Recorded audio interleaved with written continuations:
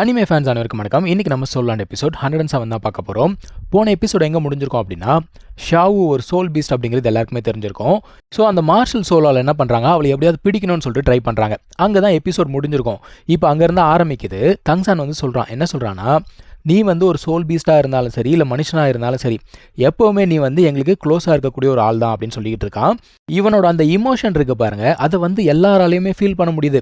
நம்மளால் வந்து பார்த்தீங்கன்னா ஜாதி, மதம், சமயம் இதெல்லாம் தாண்டி வேற இனத்தையே லவ் பண்ணிக்கிட்டு இருக்காப்புல.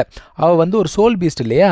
இப்போ இந்த மொத்த டீமும் பேச ஆரம்பிக்குது. அவங்க என்ன சொல்கிறாங்க, ஷாவு வந்து எங்களில் ஒருத்தி, என்ன ஆனாலும் சரி நாங்கள் 7 பேரும் ஒன்றா தான் இருப்போம், வாழ்வோ சாவோ 7 பேரும் சேர்ந்து எதிர்த்து நிற்போம் அப்படிங்கிறாங்க. அந்த டைமில் எர்லாங்கும் யோசிக்கிறாங்க. அவங்க வாழ்க்கையிலும் பார்த்தீங்கன்னா மிகப்பெரிய ஒரு ட்ராஜடி அப்படிங்கிறது இருக்குது. கல்யாணம் ஆன அன்னைக்கே அவங்களும் மாஸ்டரும் பிரிஞ்சுட்டாங்க. மிகப்பெரிய பிரச்சனை வந்ததில் அவங்க என்ன சொல்கிறாங்கன்னா, நமக்கு நடந்த அதே விஷயம் இந்த பசங்களுக்கு நடக்கக்கூடாது அப்படின்னு சொன்ன உடனே மாஸ்டர் என்ன சொல்கிறாரு, நான் இங்கே இருக்கேன்ல, கண்டிப்பாக அதை நடக்க விட மாட்டேன் அப்படின்னு சொல்கிறாரு. இப்போ அந்த போப் பார்க்குறா, ஒரு சோல் பீஸ்ட்டுக்காக நீ என்னை எதிர்க்கிறியா அப்படிங்கிற மாதிரி அவன் நினச்சிக்கிட்டு இருக்கா. இப்போ மொத்த டீம் என்ன பண்ணுறாங்க, முன்னாடி வராங்கப்பா. அவங்க சொல்கிறாங்க, நாங்கள் 7 பேர் ஒன்றா தான் இருப்போம், வாழ்வோ சாவோ நாங்கள் இங்கே தாண்டா இருப்போம் அப்படிங்கிறானுங்க. இப்போ இவங்க கூட அந்த சப்ஸ்டியூட் இருந்தாங்களே 4 பேர், அவங்களும் ஒன்று சேர்ந்துக்கிறாங்க. இந்த போப் பார்க்குறா, ரைட்டு இதுதான் உங்கள் ஆசை அப்படின்னா நான் நிறைவேற்றி வைக்கிறேன் அப்படிங்கிறா.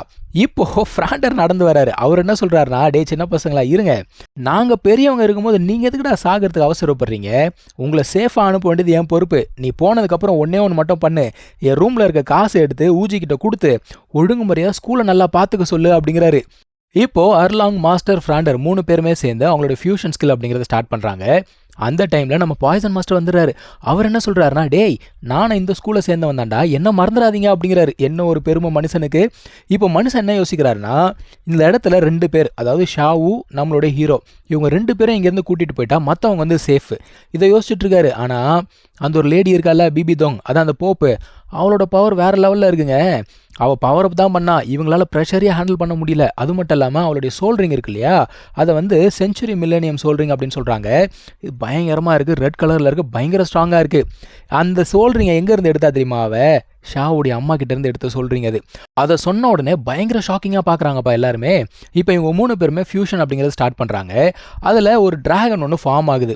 ஆக்சுவலாக இந்த ஒரு டிராகன் ஃபார்ம் ஆகும்போதே அங்கே இருக்க அந்த காவலாளிகள் இருப்பாங்கல்ல, அவங்க எல்லாமே தூரமாக போய் விழுந்துட்டாங்க. அந்த அளவுக்கு ஸ்ட்ராங்காக தான் இருக்குது. ஆனால் இந்த ஒரு பிபி தோங்க வந்து பார்த்தீங்கன்னா வேறு லெவலில் ஸ்ட்ராங்காக இருக்காங்க. இவங்களாலேயே தாக்கு பிடிக்க முடியல. இன்னொரு சைடில் பாய்சன் மாஸ்டர் அவர் என்ன பண்ணுறாருன்னா, அந்த மார்ஷல் சோலால் ஹெல்டர்ஸ் இருக்காங்க இல்லையா, அவங்க கிட்ட சண்டை போட்டுட்டு இருக்காரு. ஸோ இந்த மாதிரி சண்டை போய்கிட்டே இருக்கு. அர்லாங் என்ன சொல்கிறாங்க, ஷாவு இங்கேருந்து எப்படியாவது தப்பிச்சு போயிடு அப்படின்னு சொல்கிறாங்க.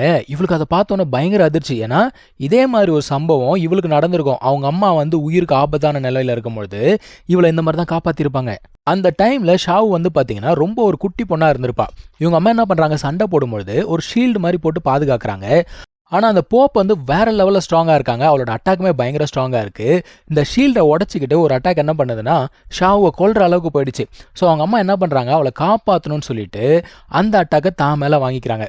அதுக்கப்புறம் என்ன பண்ணுறாங்கன்னா, அவளை அங்கேருந்து அனுப்பி விட்டுறாங்க. நீ இங்கேருந்து போ, நீயாவது உயிரோடு இரு அப்படின்னு சொல்லிட்டு அனுப்பி விட்டுறாங்க.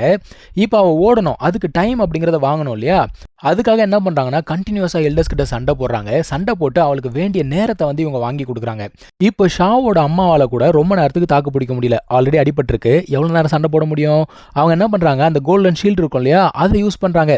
இதை யூஸ் பண்ணால் எந்த ஒரு அட்டாக்கும் இவங்களை எதுவுமே பண்ண முடியாது. அதே சமயத்தில் அவங்க என்ன பிளான் பண்ணுறாங்கன்னா, தன்னைத்தானே அழிச்சுக்கணும் அப்படின்னு சொல்லிட்டு பிளான் பண்ணுறாங்க. அப்படி அவங்க இறந்துட்டாங்கன்னு வச்சுக்கோங்க, அந்த சோல்ரிங் வந்து யாருக்குமே கிடைக்காம போயிடும். ஸோ அவள் வந்து அப்படி ஒரு பிளான் பண்ணும்போது இந்த போப் என்ன பண்ணுறா, ஓ இறக்கணும்னு பார்க்குறியா, அதுக்கு நீ என்கிட்ட பெர்மிஷன் கேட்டியா அப்படிங்கிறா. இந்த போப் இருக்கால, அவளுடைய 6வது சோல் ஸ்கில் என்ன அப்படின்னா, இந்த மாதிரி ஃபிசிக்கல் டிஃபென்ஸ் எதுவாக இருந்தாலும் ஈஸியாக அவளால் தகர்த்துட முடியும். ஸோ அதை யூஸ் பண்ணி ஷாவோட அம்மாவை அந்த இடத்துல டிஃபீட் பண்ணி கொண்டுட்டாப்பா.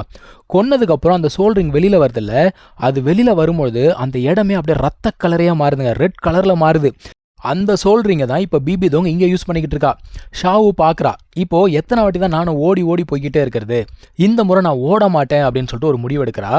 எந்திரிச்சு அவள் பாட்டுக்கு நடந்து போகிறா. தங்சான் கிட்ட என்ன சொல்கிறான்னா, நீயாவது உயிரோடு இருப்பேன்னு சொல்லிட்டு எனக்கு ப்ராமிஸ் பண்ணு அப்படின்னு சொல்கிறா. தங்சான் வந்து தடுக்கணும்னு சொல்லிட்டு பார்க்குறான். பட் ஆனால் அவனால் தடுக்க முடியலங்க. அவள் பாட்டுக்கு நடந்து போய்கிட்டே இருக்கா. அதுக்கப்புறம் அருளாங்க பார்த்து என்ன சொல்கிறான்னா, இந்த வாட்டி உங்கள் உயிரை நான் காப்பாற்றுறேம்மா அப்படிங்கிறா. ஏன்னா போன வாட்டி அவங்க அம்மா என்ன பண்ணாங்க, தன்னோட உயிரை சாக்ரிஃபைஸ் பண்ணி காப்பாற்றினாங்கல்ல. ஸோ அவங்கள தான் வந்து காப்பாற்ற முடியல, அட்லீஸ்ட் இந்த அம்மாவையாச்சும் காப்பாற்றலாம் அப்படிங்கிற ஒரு முடிவுக்கு வரா. இப்போ இவன் என்ன பிளான் பண்ணுறான்னா, தன்னைத்தானே அழிச்சுக்கணும் அப்படிங்கிற ஒரு முடிவுக்கு வராப்பா. இப்போ அந்த போப் என்ன சொல்றா, உங்க அம்மா மாதிரி நீயும் ஒரு முட்டாள் அப்படின்னு சொல்றா. ஏன்னா அவங்க அம்மாவுமே என்ன பண்ணாங்க, இவளோட உயிரை காப்பாற்றணும் அப்படிங்கிறதுக்காக முன்னாடி வந்தாங்க. இப்போ இவ என்ன பண்றா, மற்றவங்க உயிரை காப்பாற்றணும் அப்படிங்கிறதுக்காக முன்னுக்கு வந்திருக்கா. இன்னொரு பக்கத்தில் அந்த பாய்சன் மாஸ்டரும் அந்த எல்டரும் சண்டை போட்டுட்டு இருக்காங்க இல்லையா, அந்த சைடில் அவனுங்க பார்க்குறானுங்க, டேய் அவன் என்ன பிளான் பண்ணுறான்றது தெரியுதா அவனுக்கு, அவளை எப்படியாவது போய் தடுத்து நிறுத்துறா அப்படின்னு சொல்லிட்டு அவனுங்க கத்திக்கிட்டு இருக்கானுங்க. அதே சமயத்தில் இன்னொரு பக்கத்துல இருந்து சங்சான் அவன் என்ன பண்றான், அவனோட ஹேமரை தூக்கிட்டு பயங்கர வேகமா வந்துகிட்டு இருக்கான். ஆக்சுவலா இதுக்கு முன்னாடி சின்ன வயசுல இருக்கும்போதே இவ ஒரு கேள்வி கேட்டிருப்பா, என்னன்னா என்னைக்காவது ஒரு நாள் எனக்கு கொலை பண்ணணும்னு சொல்லிட்டு நிறைய பேர் வருவாங்க, அப்ப நீ என்ன பண்ணுவ, உன்னால காப்பாற்ற முடியாம போச்சுன்னா நீ என்ன பண்ணுவ அப்படின்னு கேட்கும்போது தங்சான் என்ன சொல்லியிருப்பான், என்னோட டெட் பாடி மேலே ஏறி அவங்க வரட்டும் அப்படின்னு சொல்லியிருப்பான். பயபுள்ள சொன்னதை அப்படியே செய்து அவனும் சுற்றி எடுத்துகிட்டு வர எல்லா சைடில் இருந்தும் அட்டாக் பண்ண வராங்க. ஸோ மொத்தமாக எல்லாரும் அட்டாக் பண்ணும்போது ஒரு பயங்கரமான பிரைட் லைட் அப்படிங்கிறது அங்கே ஃபார்ம் ஆகுது. என்னடா நடந்துச்சு அப்படிங்கிற மாதிரி பார்க்குறாங்க.